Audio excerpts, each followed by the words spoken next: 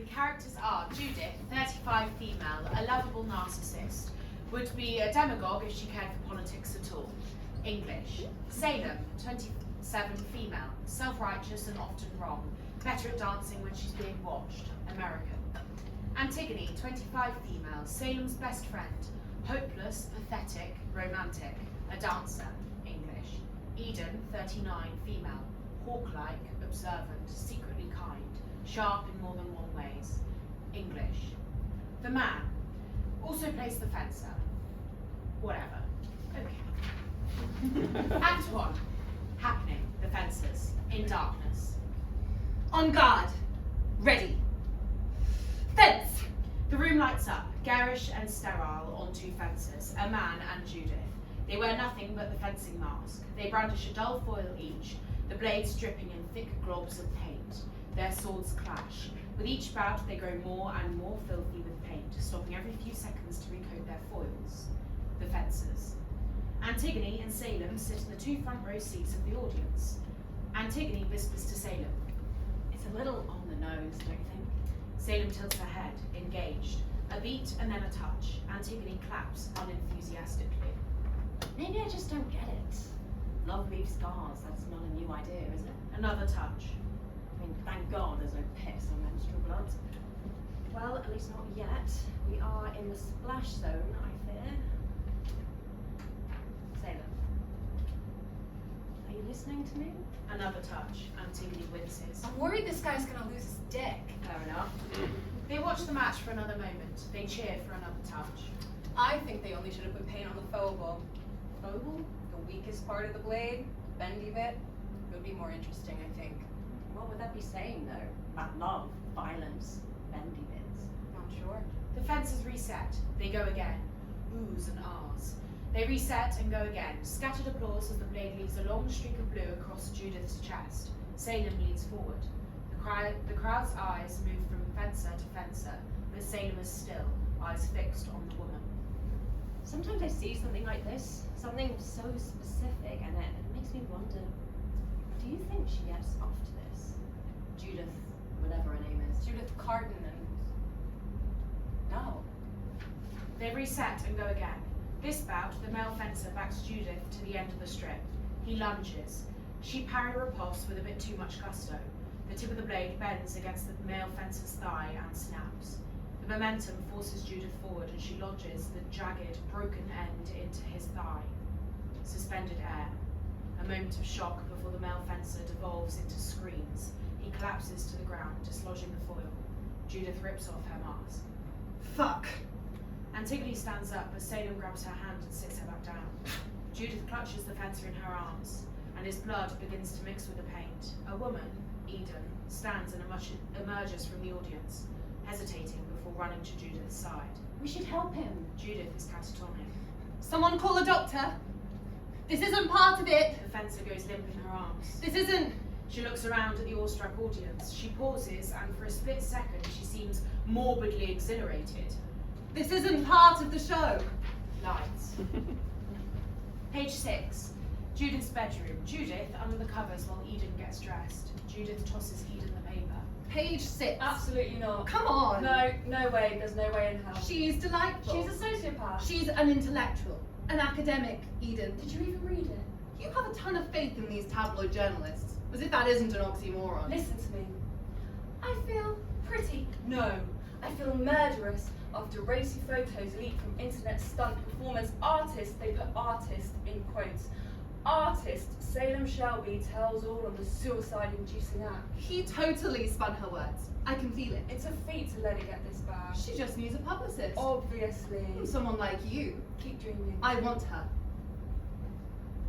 No, Judith. I'm putting my foot down. Jealous. God, the ego on you. She's cute. The matching set from the boudoir shoot does nothing for her though. Cheat. Stop it. It's okay, Eden. I'm not going to fuck her. She's a clear preoccupation with men anyways. Killing men. Same thing. You don't really think she's responsible for that pervy fuck killing himself, do you? I don't know what I think. I don't think she's stupid. It seems like she knew that was a possibility. I think she achieved the highest honor in this medium. Controversy. well, conversation. I doubt she'd even want to be mentored by you. We have money. You really think your visions could gel? Do they have to? The one thing I'll give her credit for is that she desperately wants to save the world. It's pathetic, but it's endearing. What do you want to do, Judith? I want to shake it. Saving it is a little self-indulgent, don't you think? A little attention-seeking. You're so cynical. We are cut from the same cloth, you know. Yeah, but I'm only cynical because I observe people, maybe obsessively, and have decided that they suck. You're cynical because you live in your own head and you suck, so you decided that everyone else must suck too. Get in contact with this Salem girl. I'm going to kill you. I wrote you out of my suicide note once we started fucking. Eden throws the newspaper at her. What's that for? Your wish is my command. She leaves. Judith covers her face with a paper and flops back onto the bed. NDA. Judith's dining room. She and Salem sit on opposite sides of the table. Red or white? Or pink? Or orange? I'll drink anything. Fuck it. Do you like cassis? Never had it. Perfect. I'll make you a Kir Royale. Champagne, black currant. Champagne. What? Presumptuous. How so? Are we celebrating something? If it bothers you so much, I'll use the cheap stuff. Luckily, my palate hasn't gotten too expensive. What's your drink of choice? A Vespa, Hmm. gin, vodka, Lillet Blonde. Ian Fleming made it up. Sounds intense. It's not that exciting. Judith grabs the bottle from her cart and starts to brew her potion. So, have you seen any of my work? I have. Judith waits. She's used to making people nervous. Salem won't bite. Go on. Fencers? I was at the performance here. Yes. I assume this mentorship thing is because of that. It makes you look philanthropic to turn me into your designer dog, Eliza Doolittle. You're sharp. I know, that's why I'm confused. Why pick me? You're one of many candidates. Fine, why did I make the short list? Do you want me to pick you? I want to know why you would. What makes you say that? Well, we're very different artists for a start. Are we? I thought you would bring up your terrible reputation. My terrible reputation. That's not a battle I'll ever pick. We're only angels once we're dead, you know? No. I don't know. I don't know that many performance artists who were well received until after they died, if they were ever well received at all. There's this idea that we're all attention-starved Marxists with our heads up our asses, cutting ourselves on TV, shitting in galleries. Right now, it's all gonna seem stupid, every move I make, but once I kick the can, someone will write me one phenomenally corny eulogy, and I'll have wings. No harm in trying to be beloved now. It doesn't make you a sellout. Of course it does. I just wish people wouldn't misinterpret us, take us in bad faith. You feel misinterpreted? I feel like no one has the balls to disagree with my works. They make me out to be some beast, and maybe I am, but I should be allowed to be. Men are beasts all the time. I don't feel that way about you. Clearly. I liked the one where you set yourself on fire. I liked it a lot. Eventually, I'd like to stop hurting myself. A pause. A shift in energy. Judith waits for her to go on. I'm sick of twisting my limbs from their sockets to get people to see me. Does it work? Do people ever see you? Maybe one day they will. I might have to kill myself first. I've graduated from evading death. It's old news. It'll get boring if I keep surviving it all. I'd like to kill someone else for my art. I think that would make people hear. The fact that I'm ravenous, that no one is safe. Who? A stranger. Someone lucky fuck? A proper victim. I'll conduct interviews. Her eyes glitter. Salem leans in, earnestly, like a therapist. Some kind of revenge? Something like that. She hesitates. I'm worried that I'm intrinsically violent. That in the right conditions I'm destined to erupt. Kill everything in my path. Rage into the night until everything I know is dead. I might as well give in to the urge instead of wasting this fertility fighting it. A sort of murder-suicide note? I want an audience. Can't help it. The pervert in me is an exhibitionist. Do you think anyone would react? Would anyone even try to save you? I don't know how to shock people anymore. The threshold for violence is so high. Don't you feel a little doomed? If I did, I wouldn't be an artist. Even after all of history has unfolded this way, for us to land here, begging to watch violence and begging to experience The it. suffering just gives me something to talk about. Something to do with your hands, I presume. Carve the marble. Set the angel free. A long pause. Judith catches Salem looking at her lips. You think it's still possible to be a provocateur in these conditions, where we desensitize to everything? Violence is still violence. I think we'll always have a complicated relationship with it. We fear it sometimes so much that we desire it. We aren't hopeless yet, and I hope it stays that way. Maybe that's why I want to mentor I think you. it'll only corrupt me. You can leave. I don't think I will. Do you really feel like no one cares? I feel like we're those idiots throwing soup on Van Gogh paintings. Aren't they right? Does it matter? I think I like having you as my benefactor. You seem like you have reservations. People call you a murderess. I'm a magnet for misfortune, that's all. Are you? Murderess? Judith swirls her drink in her glass. I think you've already decided. You're right. Do you still want to work with me? First. They look into each other's eyes and toast. Lights. Act 2. Happening. Caesarean. Judith is lying in a hospital soundstage, a curtain separating her torso from her legs. 2 cameras on either side of the stage, as if it is a multi-cam sitcom.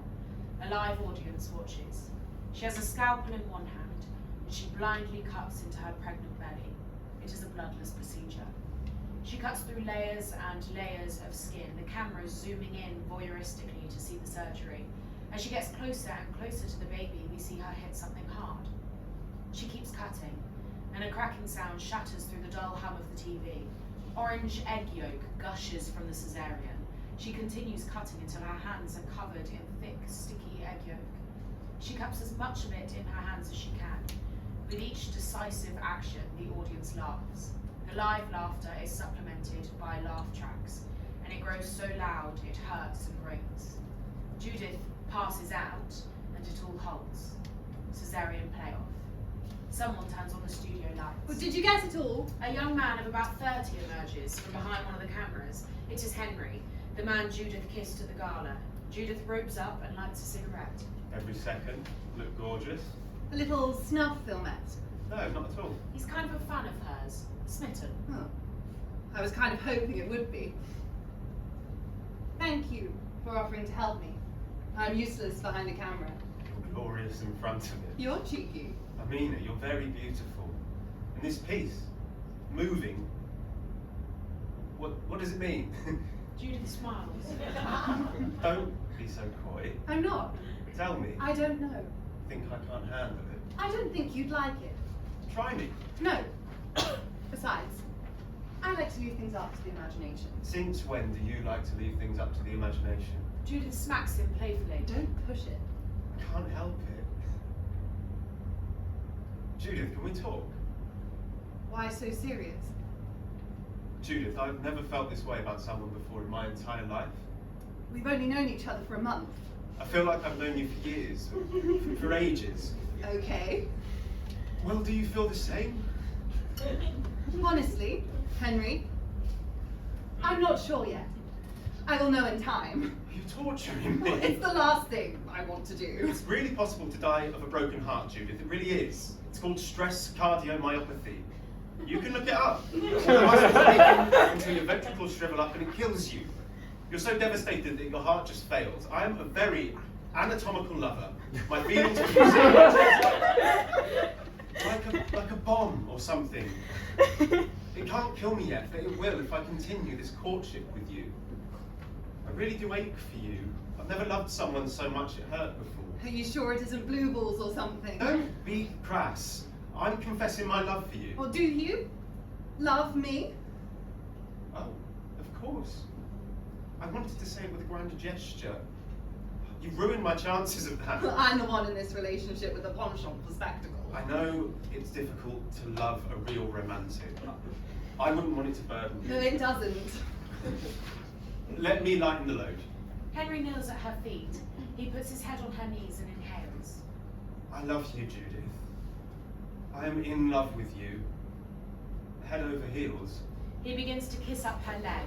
She puts the pad of her foot against his chest and puts out her cigarette. Marry me then. Henry stops. What? Judith, I thought you didn't. Put your money where your mouth is. Marry me. Are you asking me? Well, of course I want to marry you. Propose. Okay. Judith Carton, will you do me No. the honour? No, publicly. Oh. Yes, So not now, exactly. but later. Precisely. And you'll say yes? Yes, Even though it hasn't been long. of course. Henry is overjoyed. He takes her in his arms and kisses her. She doesn't convince us that she loves him, but she convinces him. Wait a second. Yes, darling? I thought you didn't love me yet. What could possibly give you that idea? You said you weren't sure yet. Well, you convinced me. Really? I love you, Henry. He pulls her in again and they kiss. For a lot of it, Judith has her eyes open. Eventually, they escalate to Henry picking her up and setting her on the table on the gurney she used for the performance art piece. As Henry puts his head in between her legs, she lights another cigarette. She fakes a moan and takes a drag. Maybe Salem sees this from the next room over. Columbine's. Judith's living room. Salem sits by herself by the fire. Judith enters, unheard by Salem. Why the long face? Couldn't sleep. Are you crying? Smoke in my eyes. I see. How's Harry? Why do you ask? It's Henry, by the way. You must really love him. He's fine. Why are you seeing him? Why so impassioned, Salem? I'm not. A weird quiet passes through the room. Salem was rougher than she meant to be. I want to tell you everything. I do. What's stopping you? Survival. Self-preservation and survival aren't the same thing. I didn't say they were. The way people perceive you won't keep you alive. You could be so ugly in the eyes of the world, you could be a real horror of a person and keep breathing. It's not like breathing. It's like giving birth. Perfectly natural and for some a biological inevitability. I have to care about these things. It's like your reputation is this little incubator for you to live in. You can't make good art in there. There's nothing to risk, nothing worth risking. What imports this? You weren't destined to this. You weren't made. What for- do you mean? I don't know what you see in him. Why you went out of your way. Are you drunk? No! Let me I'm finish. showing off. Why did you choose him? Over who? A pause. Salem turns around. You're engaged. To someone who loves me. That's a low bar. He's terminally bored. You're being petulant. I knew you'd make it about scraping by. As if you're some starving artist. I'll buy I'm you. sure you would. I'm sure you love your girlfriend. I do. You do? Does it appear the contrary? Do you really want to know? Pause. Judith sits on her sofa. I don't think we should talk about our lovers. You make it seem like we're exes or something. I didn't mean to give you the wrong idea. It's a little more than that. You spoke my language. It's a complicated thing. It is. It seems like you tend to have that effect on people. Complicating things. Complicating their lives. Seeing things nobody else sees. Well, that's a little cliche. It's real, Salem. It's real, but it isn't love or something. It can't be. It's too dirty. Too dirty. Wow. Never been in a relationship before. I can tell. You do a lot of work about sex and none about love. Some Madonna whore thing. It makes me wonder. I wouldn't exactly say my art is a window into my psyche. I hope it is. It's compelling. I compel you. I didn't say that. Do you ever think we could be serious collaborators? We sort of are now. Sharing a home. Workshopping each other's fragile little happenings. We're like a married couple. I don't mind it. I don't think that's the same. I think real good collaborators are always on the brink of hating each other. The tension is so fertile. The competition from the desire to show off for someone you want, it's galvanizing. No, it's radicalizing. Chemical, perhaps. Exactly. I think we'd be great partners. Let's do it then. Forget this stupid game. What do you have in We mind? kill someone. Will you do it? What's funny? Well, I'm not sure you have the constitution to I kill. think you only know me half as well as you'd like to. You seem more inclined to die for someone than kill for them. Yes? Sacrificial little I think you lamb. infantilize me to keep me at arm's length. So? Why do you need to keep me at arm's length? I don't. She pats the couch next to her. Come. Have it your way. Infantilize me. Salem pushes her knees open and sits between Judith's legs. Go on. Braid my hair so it's crimped when I wake up. Judith, a little short of breath, runs her fingers through Salem's hair. Salem sighs and leans into her touch. Judith's fingers trace her hairline. My heart does belong to someone else. Salem smiles. Judith can't see. Tell me about her. How did you know? Lucky guess. Tell me.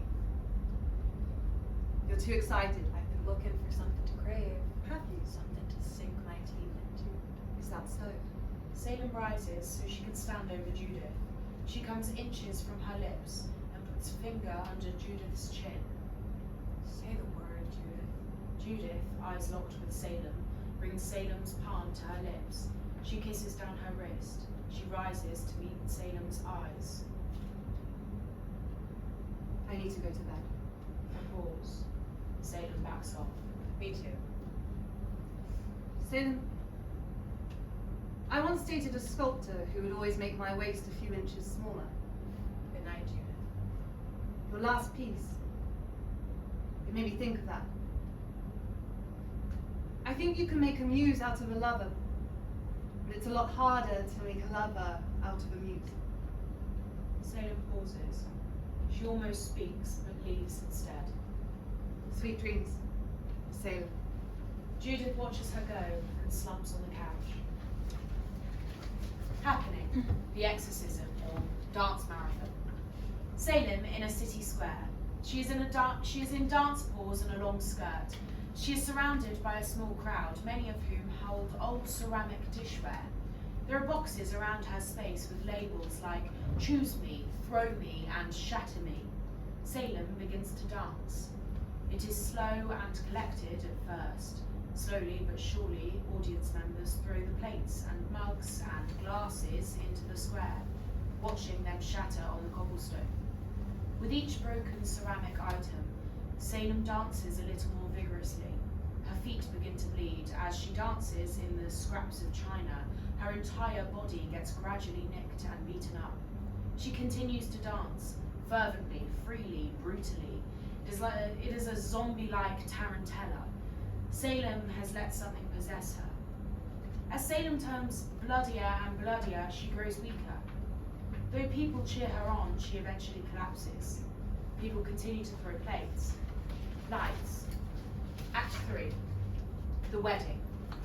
Judith and Henry's wedding. Eden passes Annie in the hall and tosses her a dirty look. Annie sits down next to Salem. I could not agree more. Eden is extra miserable today. I had a rumour the other day about Judith and Eden. One of my girlfriends saw a blind item about a performance artist with a sordid past and alleged that she was fucking her publicist. I assumed her publicist was a man, but when I found out he was Eden, I didn't peg her for a closet case. Did you know? I don't keep up with her personal affairs. Bullshit. Huh? You're obsessed with her. I never talk about her. You're always leaving me for her. If I didn't know any better, I'd be a little nervous. Should I be nervous? Annie, of course not. Look at me. You have nothing to worry about. We're not even friends. That's worse. We kill each other. Artistic differences. Easily. I know. Salem looks at her, works up some courage. I'm really afraid of hurting you. And don't. Annie kisses Salem's cheek. Would you ever get married? Maybe. To me, I mean. Are you asking? Not now. I just mean like ever.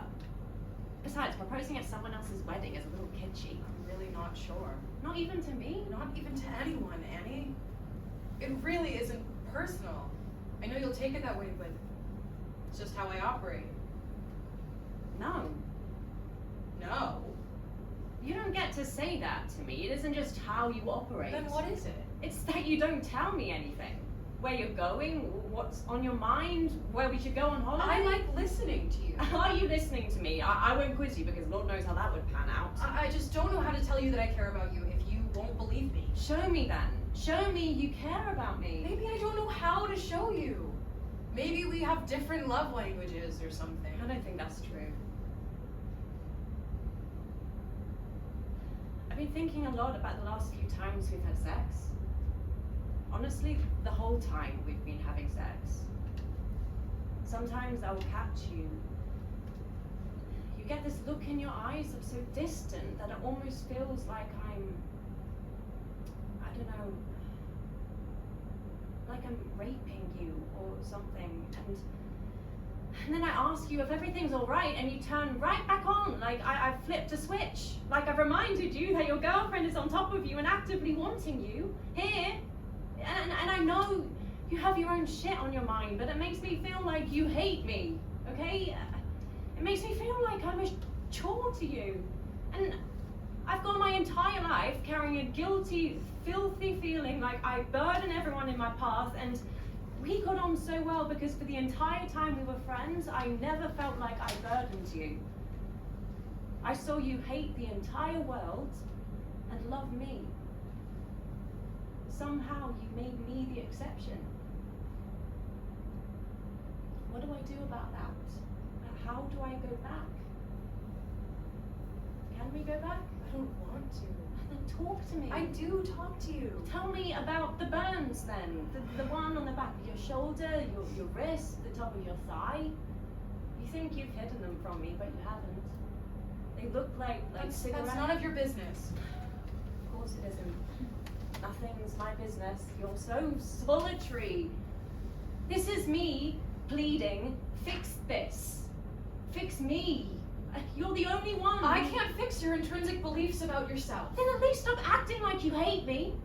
I wake up in the morning and I see you just absolutely miserable. I mean, sometimes you look at me and I'll feel like you're waiting for me to die. What do you want me to say to that? That it's just because I don't like you that much? And he stands. Okay. Because that's not true. I do like you. I'm going home. Antigone exits. She wants to be followed. Salem stays put. Untitled, 19. Salem in Judith's kitchen. She opens the fridge to grab a beer. She hops up to the counter and guzzles it. She tosses the can. She opens another and guzzles it. Unseen, Henry enters. You okay? You startled me. Just grabbing a snack. Why are you awake? What? I could hear your consummation from the other side of the I'll house. blame Judith. No time for a honeymoon. She's always got a project. Do you love her? Oh, Sally, I would die for her. I would do anything for her. I mean, she's just the perfect woman, isn't she? You must understand, being her student and all. Of course. I do wonder about her sometimes, though. How so? Can I ask you something? Go for it. Does she confuse you? Are you all right? No, Henry, I am a mess. I'm drunk, are you? I'm fine. Ask me whatever question you were going to ask me a second ago. Okay, does she confuse you? Oh, She smiles like she's about to cry. if only we knew. Henry smiles. He grabs himself a beer from the fridge. So melodramatic. I expect nothing less. Want another? Salem nods. Henry hands her another beer. She opens this one with her teeth. You want to know about Judith? I know nothing about her. I've gotten half a glimpse of her insides, twice at most, and God, when you even see just a flash of those guts of hers, I mean, she is crack cocaine. I can't help from wanting to keep peeling her back forever and ever and ever until there's nothing left to unravel. I hate that I only see the coating. In no uncertain terms, I want to lick it off. They share a fratty, locker room talk kind of laugh. I couldn't agree more. I wish I never met her. Don't say that. She really admires you. Admires? Maybe not that. Admires is a strong word. But she's always sneaking off to see you. She cares about you. I didn't know she was capable of that. I don't know how you could say that. Especially you. I don't believe you. You don't have to. You really wish you didn't know her. It would be easier. I wouldn't waste so much time hoping she'll see me and that she'll just... I don't know.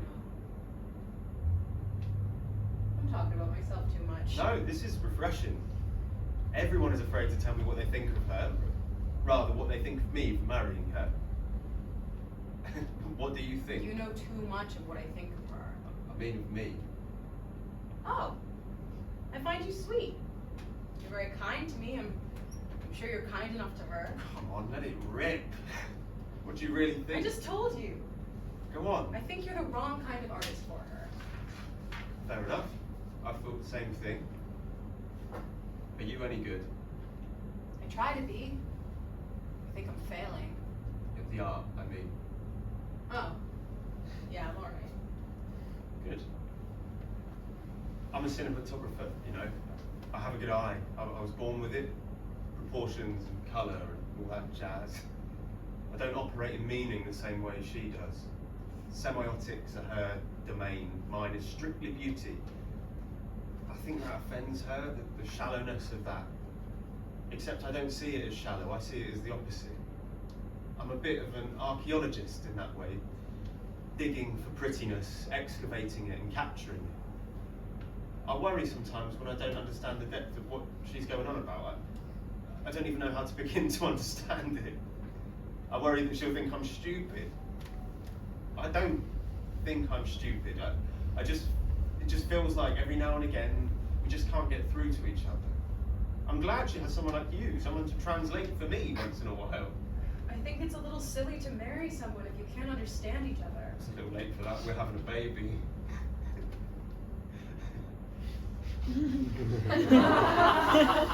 Baby! Oh shit. I was definitely not supposed to mention anything. We swore to keep it a secret. I kind of figured you would know. I won't tell. Really? Oh my god, Sally. You're a godsend. He throws her into a hug. He looks at her shoulder, slightly pulling down her shirt. What's the deal with that scar? Probably from the last piece. Looks like a sig burn or something. Oh, speaking of the dance marathon, I was so moved by that piece. Thank you. I sent some of the footage to some of my curator friends and friends of friends. I'll let you know if there's any interest. Wow, Henry, that's very generous. Just don't mention any of this to our beloved. Wouldn't dream of it. Henry clings bottles with her. Good night, Salem. He prances off. As soon as he does, Salem vomits into the sink. The dinner party. Judith's dining room. Judith at the head of the table with Henry and Salem on either side. Annie sits next to Salem and Eden at the other end. You could hear a pin drop. Annie pours herself another glass of wine. She drinks it quickly. Ostentatiously, she kisses Salem, first on the mouth and then on the neck. She shoots a territorial glance to Judith. Annie, would you be so kind? She passes the bottle. He pours and passes to Eden, offering the wine. Judith, having a little sober hour. Nothing to write home about. Just trying to maintain my figure. You have nothing to worry about, Judith. Will you pass it back? Here. Antigone, is it? Yes. Or Annie? Antigone is so charming. You must have very interesting parents. Very career-oriented. Went around a ton, so I'm not too sure exactly how literary they were, but the name's nice. Something funny? No, nothing. Just something I said to Judith earlier made me laugh. What are you talking about? I had an inkling about your parents being interesting at all. Did you? Eden shrugs. The table is tense. At any rate, it's lovely to finally meet you, Antigone. I've heard a lot about you. I see. Everyone seems to know a lot about me nowadays. Certainly a brush with fame I didn't ask for. She grabs the wine. Salem, drink? I'm okay.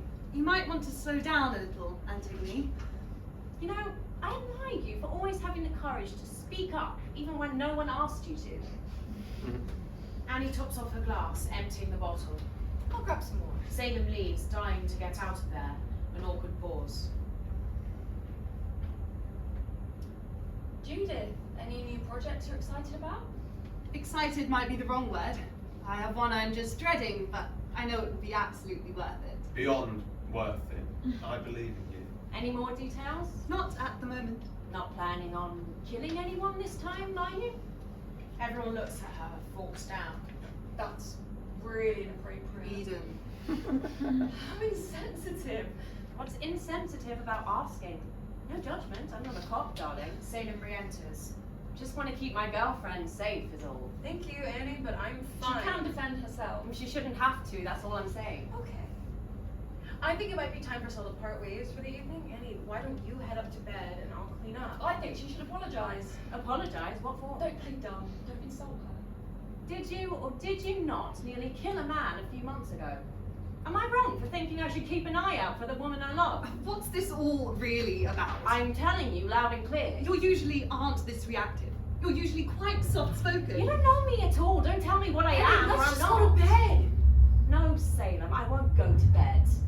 I'm the only one in this godforsaken house who is even remotely normal and who understands decorum and social cues, and over again I am punished for being kind and polite and understanding to you all. I won't do it anymore. All you do is bully me and force me to the sidelines. I'm more than just Salem's partner, you know, I'm a whole person. I admire and value you, Annie. I really do. I think I know why you're so dismissive of me. Do you want to know why I think you're so dismissive of me? Please. It's easier for you to lust after my girlfriend if you think I'm too unremarkable. That's enough. And that's delusional. You don't get to decide that I'm unremarkable because it makes you feel less obliged to treat me like a person, to respect my boundaries, to not fucking ogle at her while she's sitting next to me. It isn't like that, Annie. Oh God, Salem, shut up. I'm sorry you feel this way, Antigone. Go fuck yourself. Get out! Annie, please leave. Antigone stands, but before she goes, she begins to chug the glass of wine that is filled to the brim. Antigone, you shouldn't do that. Judith cuts Salem off by smacking the glass of wine from Antigone's hand. It shatters on the table. What the fuck is your problem? Antigone pushes Judith out, away from her. Salem gets in between them. I didn't mean to break it. I just wanted Didn't you mean to to stop. break it. You could Are have you cut actually my hand. fucking insane? Am I? What the hell is your problem with me? You know, tell your girlfriend to leave my girlfriend alone. Judith backs away and takes a poorly hidden swig of the bottle of wine. Salem snatches his out of her hand. Judith, you can't. Salem throws her hands over her mouth. Silence. Can't what? Judith, I'm so sorry. Oh my god. What the hell are you playing at? You didn't mean to tell me. You told her. Judith, it was an accident. Judith. I know, Eden. Maid of honor didn't know it was a shotgun wedding. Jealous? Don't worry. I'm sure she'll kill this absolute pinhead before the week is up. That wasn't very nice. You're drunk. We need to go. We aren't going anywhere. I'm leaving. I can't do it anymore. I won't keep you from wishing that stupid baby were yours. It's too late to leave now. Let's talk about this and you can go in the morning. I'm Please, tired, Annie. Sally. I am so tired. And so patient. Do you know that I am so patient? I do, and I love you. Annie laughs. She begins to leave, but stops. You aren't gonna follow me? Salem waits for a second. Annie scoffs. She laughs to herself and exits. Salem looks to Judith, who won't meet her gaze. Once the dust has settled. Henry, love, will you give us a minute? Henry, speechless, leaves. Salem, Salem storms out. A moment. Don't start. I was going to tell you. I just didn't know if I would keep it, and We I used to didn't be want to best make friends, you jealous. Judith. I love you, but that's only a piece of it. Do you understand that at all? How your fucking protege knew about it before me? I didn't tell her. Salem doesn't talk to me about these things anymore. She shouldn't. You have power over her, Judith. She looks up to you. Enough of this obnoxious human resources posturing. Oh, we're close. I see how you look at her. I see it, Judith, and let me finish. I see how she looks at you. Desire or obsession or devotion, it doesn't matter. It's something. Something you've never gotten from me. It's something I don't think Salem's ever gotten before at all. Eden, we're just collaborators. Maybe she has a little crush on me, but that's not uncommon. Wow. Say what you have to say. God, you piss me off. Fighting with you used to turn me on. Now I just want to strangle you. While I've got a baby on board. And Jesus, even that's sick. You can't take me seriously for 5 seconds. Go on. You're an asshole. You're not charming. You're not elusive. You're a dickhead.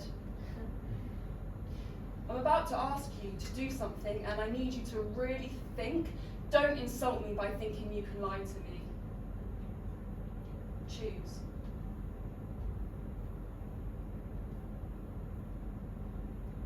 I can't do that. You can do anything. You're Judith fucking Carton, and you can do anything you set your mind to. Your Hamasha didn't suddenly appear overnight, did it? Go on then, humour me. What about the whole reason we picked her in the first place? I've never led you astray. Don't question me now. This is rash. Is it? I can't believe it. You really have to think about it. Don't you have anything to say for yourself? Eden brushes off her hands. She takes the bottle of wine and leaves. Judith is left alone to lick her wounds. Happening. Love potion.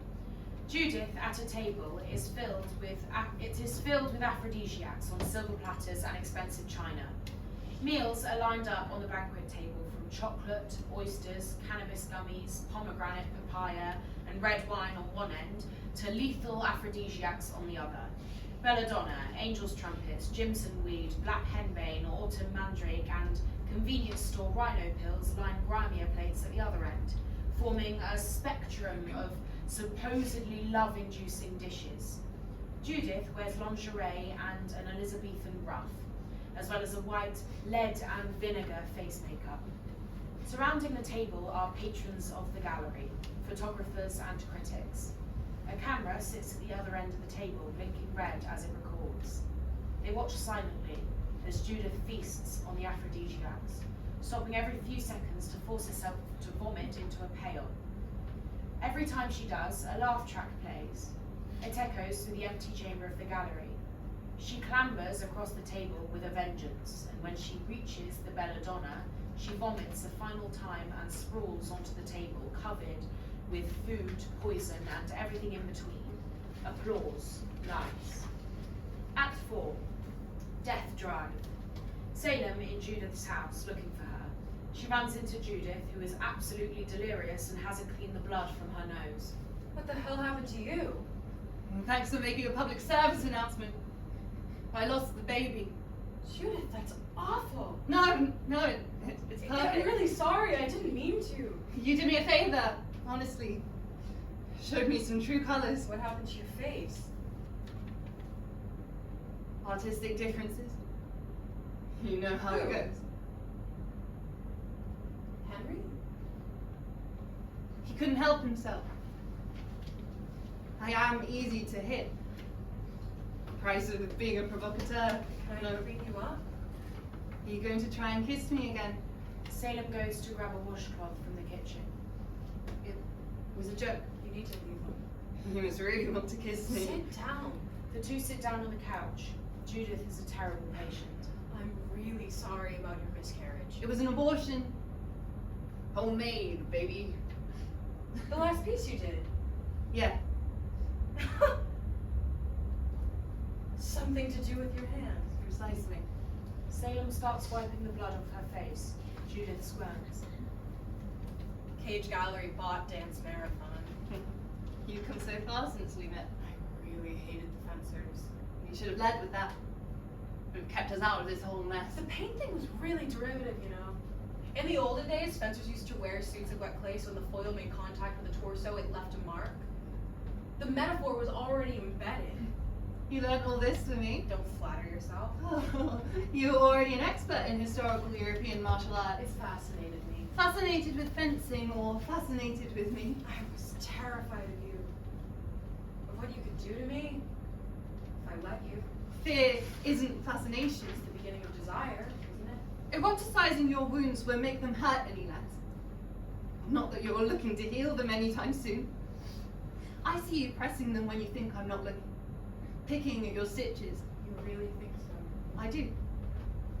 I think you get off on your wounds. Salem gently makes contact with Judith, tracing something. Fine. The erotic is about the strangeness and incongruity of our desires, how they come from what we hate, what we tremble at, what moves us. The artistic impulse and the erotic aren't the same. Answer me honestly. No promises. Will the desire go away if you get what you want? Well, I have a list of demands. My desire is very specific. You mean fetish? I think I have enough entropy to stretch my fantasies, even if I wake up next to them every morning. My hope is to one day have nothing left to dream. You don't think I'd bore you one day? I don't know. I'm afraid to die. The horror of letting you have me. Much of what we do is just acts of terror.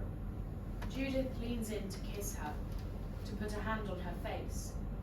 Salem grabs her wrist before their lips can meet, all shit-eating grin. You win. Put the white flag away. I'm not done. Do you like me more with my bloody face? Why'd you ask? I'm trying to figure out how to do it. What do you mean? You don't. I do. That wasn't the deal. What? You'll miss me? I want you. Oh, you love me. God, I hope not. You can't stop me. And you can't mourn me either. God, Judith. Maybe I do. Maybe I do love you. You need me. That's different. Once I'm gone, you're free. There won't be any more projected gaze inside you that you'll waste your energy on feeling. Simply, there will be no one left to impress but yourself. And you're a much better critic than me. Salem thinks. She won't knock over her king just yet. Do something for me before you go. Anything. Collaborate with me. Have you forsaken your muses? Salem rummages through her purse and finds a pack of cigarettes. She offers one to Judith, who bites it. Salem lights it. Trust me. I have a little tradition. Do you want to hear? Judith blows smoke in her face. Call it a long-running performance art piece. Salem begins to undress. It's been going since I was a kid. First SIG, or SIG's plural, was my mom. Second was a boy in my 5th grade class who put one in the center of my shin. My first boyfriend put one out on my ass cheek. My college best friend put one out on a mole she thought was cancerous. Got one on my shoulder, one on my neck, my rib cage, one in the crook of my arm. That one hurt like a bitch. Better than tattoos, you know. It's completely idiosyncratic. She straddles Judith and takes a drag of her cigarette. You can put one anywhere you like. Take my eye if you want. Anywhere. I'm all yours. She takes Salem's left hand and turns it palm up. Judith takes the cigarette out of her mouth. She presses the lit end into the pad of her left ring finger. There's one fingerprint gone. 9 more to go. Something to remember you by. Why won't you kiss me? I need to know you're in as deep as I am. Light that cigarette again. It's got some juice. It's gonna taste like flesh. Judith nods. Salem breathes in and exhales a cloud of smoke. Anywhere? You don't want to match? Salem peels open her blouse. She presses the cigarette just below Judith's left collarbone. Judith has a much lower pain tolerance. Somewhere. Can't carve out. I wouldn't dare. They both sneak glances at the other's lips. Salem presses her lips into Judith's new scar. Judith lifts her chin. One thing. I don't negotiate with terrorists. A last meal, so to speak. Just one last hurrah before I'm done. Could we do it together? Could we do it together? The tension is too much. Finally, they kiss. Chiaroscuro. An empty gallery. Salem stands in the centre and waits with a cigarette in her hand. Judith enters and rushes over to greet Salem, leaping into her arms. My actress, my fucking starlet Salem. Breathe the cigarette. Keep that thing away from me. I know you've got a trigger finger. I need to know your plan, Judith. Can't we celebrate? Have a little post-show soiree? She puts her hand up the back of Salem's blouse. Salem gently guides her away. I bought you time. I need to know what you're gonna do with it. We bought us time. I'm going to make something spectacular. I just need a second to catch my breath. How long is a second? Everything you say makes me want to jump. Judith, focus. Why do you need the time in the first place? I took a leap of faith It on certainly isn't that grating accent. Stop! Look at me. Salem backs away. She puts her hand out like she's teaching commands to a dog. Stay there. We need to actually talk about this. Well then yes, Miss Gross. How long until you leave him? Soon. Give me numbers. I can't. You can't rush genius, Salem. I thought you already knew what it would be. I thought you had this extravagant happening, your last meal all queued up and ready to go. I was going to be a part of We'll it. get it in writing next time. You lied to me. I didn't lie. I just didn't know I didn't have it yet. Or maybe it's that I like seeing you writhing in anticipation. You have no idea, do you?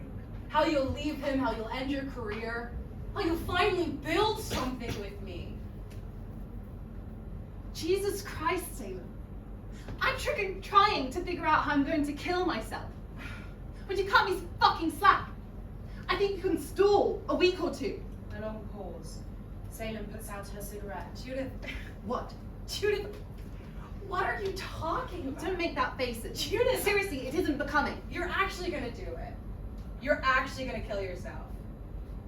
I thought this was all figurative. I thought you would fake it. I don't fake anything, darling. I don't fuck around, Salem. I don't break vows. Salem stares at her, eyes welling up. Don't worry about me. My whole life I've been getting worse. I thought you'd be into my old blaze of glory gimmick. You're insane. You aren't? I don't want to be. That's the difference between you and I, isn't it? I want to be better. What's the point of it all then? Or the catharsis, the confession? Get better and there's nothing to purge. I'm not fucking bulimic, Judith.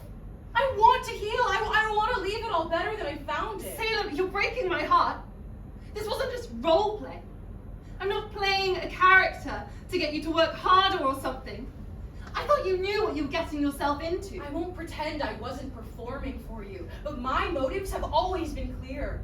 I want to save things, not tear them down just for the sake of tearing them down. Why me then? Why you? I can't be fixed. I'm something you can't save. Clearly not. Go on then. Tell me what you think of me. How fickle and spineless I am. It will inform my notes, so choose your words carefully. You know, you're letting the suffering win. It doesn't have to win. It could just be a thing that happens to you. Don't get all shrinky on me. Like all good things, I've expired. You've won, I've lost.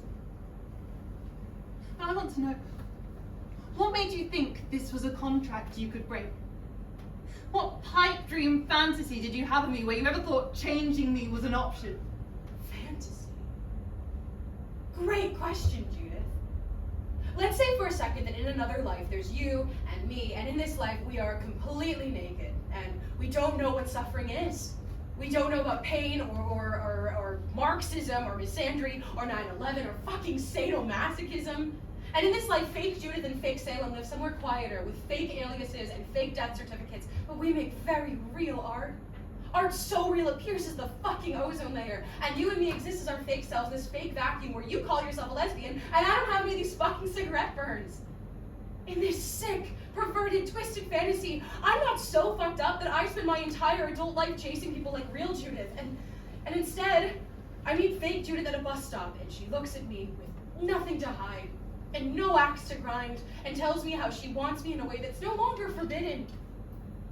Maybe fake Judith and fake Salem even love each other, because they understand that they have something star-crossedly rare and worth living for.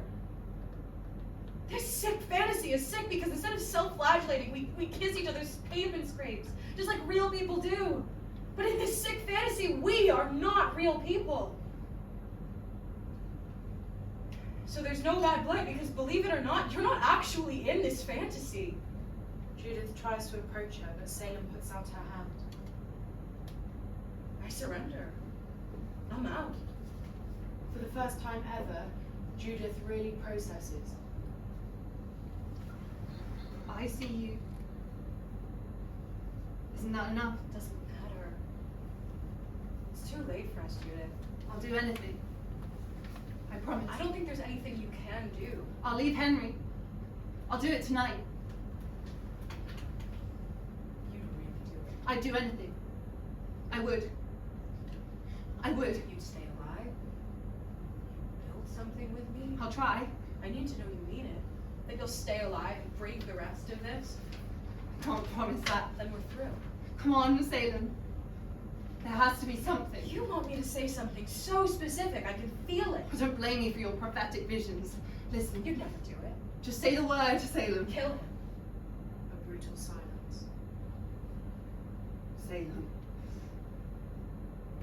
Kill him. A long pause. After the demand hangs in the air for a moment too long, Salem turns to leave. For you. I mean it. I'll do anything. Do you mean it? Do you love me?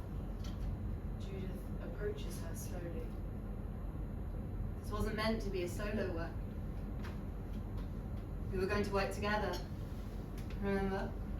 Salem thinks for a second, then snaps back into reality. No, Judith, I can't believe this is even happening.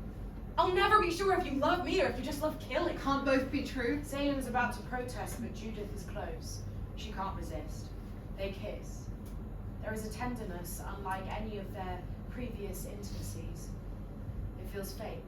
It scares Salem. Stop it, Judith. Yes, my love. We can't do this. I'm turning into you. I can't turn into you. You and I can do anything, Salem. We're the toast of mankind. No, Judith, no, we can't. I can't think straight right now. I inspired you. No, you make me feel like you'll kill me if I turn my back. No, Salem, I'll change. I'll do it. You can't. You just told me you can't, not without killing me too. What's left of me? It kills me that you want to destroy yourself, but at the end of the day, it isn't you I care about. It's your collateral. You'd wreck the whole world if it were part of your artistic vision, and I think that is your vision. And I told you, I'm not finished with it. It doesn't have to be this way. Show me. Stay alive for a start. Talk to me in a year. Salem starts inside. Salem. Don't do this. Bye, Judith. I'll miss you. I love you, and I hope one day you get the girl. Salem leaves. Judith sinks to the floor. When Salem is out of the door, Judith feels around on the floor for her cigarette stub. She puts it in her mouth and lights it. She exhales smoke and an uncontrollable sob. She curls up, tears streaming, and smokes the rest of it from the fetal position. Blackout. Act 5. Epilogue. M.O. 1 year later, light dapples into a gallery, a confession booth with Salem on the left side. A plaque above it reads, "Leave something you've made or love and receive a love letter." The curtains are open so we can see the patrons as they enter the booth, and Salem, as her side piles up flowers, live plants, cans of soup, costume, jewellery and letters. She's crammed in with all of the objects, with just enough space to write in a tiny journalistic notebook. On it, she writes pieces of free verse for each person, and rips it off like a prescription and hands it back to them. Sometimes she'll make small talk with the patrons. Sometimes they'll quietly confess something to her. The line grows longer and longer. The patrons chat excitedly with their offerings in hand. Suddenly the chatter stops. Judith enters, blood-drenched and heaving. She is carrying Henry's severed head on a silver platter. Salem. Her voice registers. Salem crawls out of the booth into the light. She sees the platter. She sees Judith, and she smiles in disbelief. We're alive. Judith, I've been bored. I know. Judith approaches her and kneels at her feet. You love me, do you? She offers the platter to Salem. Salem picks up Henry's head by the hair and inspects it. Still gripping the severed head, Salem carelessly embraces Judith, falling into her lips. They kiss passionately, blood slowly covering the two of them, connecting them. The patrons look on, slack-jawed, and finally, applause. End of play.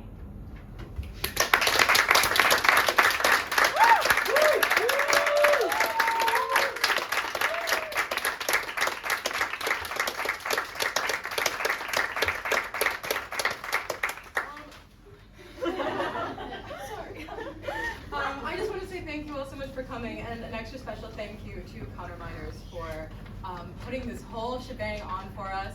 And I also just wanted to say, if you have any notes on the text, any suggestions for further development, please do come find me in the bar now. So thank you so much, and